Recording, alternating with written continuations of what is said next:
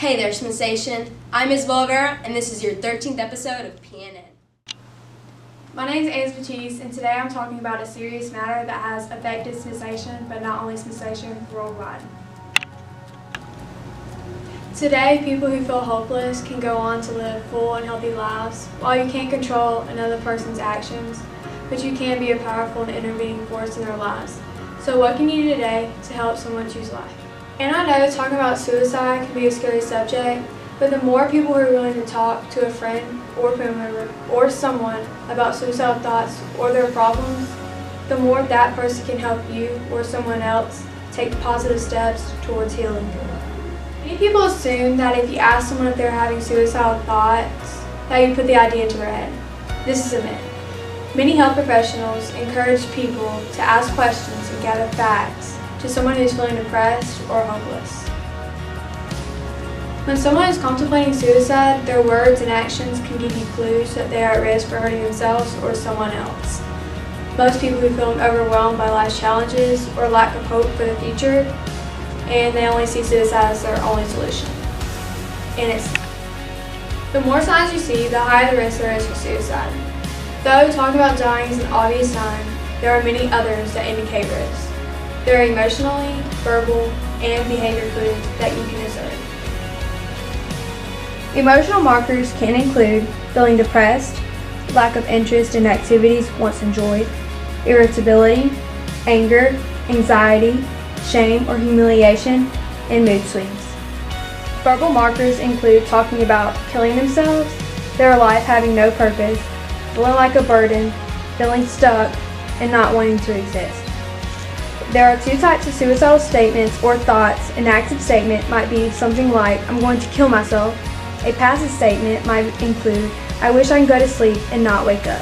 Or, "I wouldn't mind if I got hit by a statements, but they should be taken just as seriously." Behavioral markers can include isolating from others, not communicating with friends or family, giving away possessions or writing a will, driving recklessly, increased aggression, increased drug and alcohol use, searching about suicide on the internet, gathering materials such as pills or a weapon.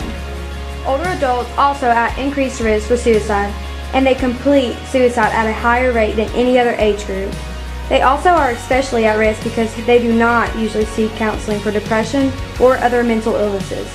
If you see an older adult who stops taking care of their hygiene, is eating poorly, and or starts giving away their possessions, then you should help them talk to a mental health professional as soon as possible.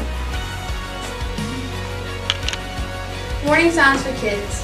Many people do not assume that children and teens are at risk for suicide, but they can exhibit warning signs as well. If a child is talking about suicide or wanting to die, always take them seriously.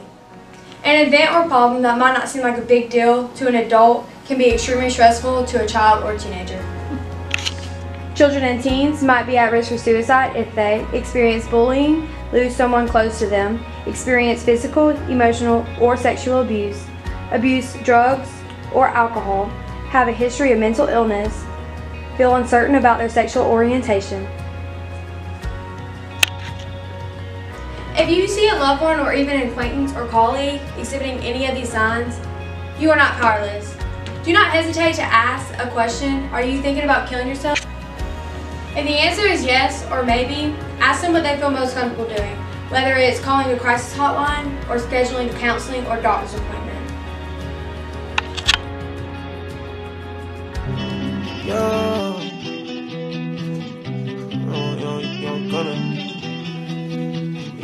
Run that back, turbo. Baby, sold out licks, cash every day. Under with a full stick showing her how to shoot a combo. And you don't know. I dug my key into the side of this pretty little souped up four-wheel drive. Called my name into it, let it see. I took a loose hill slug at a both headlights. Slashed a hole in all four tires. Maybe next time the blame before he shoots.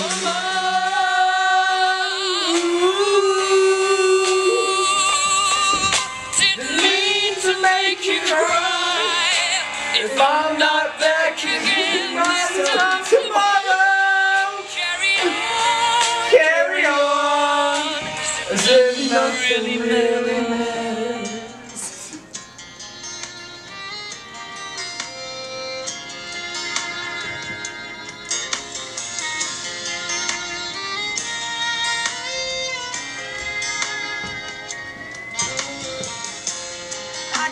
the rain on the roof of this empty house. That don't bother me. I can take a few tears now and then and just let them out.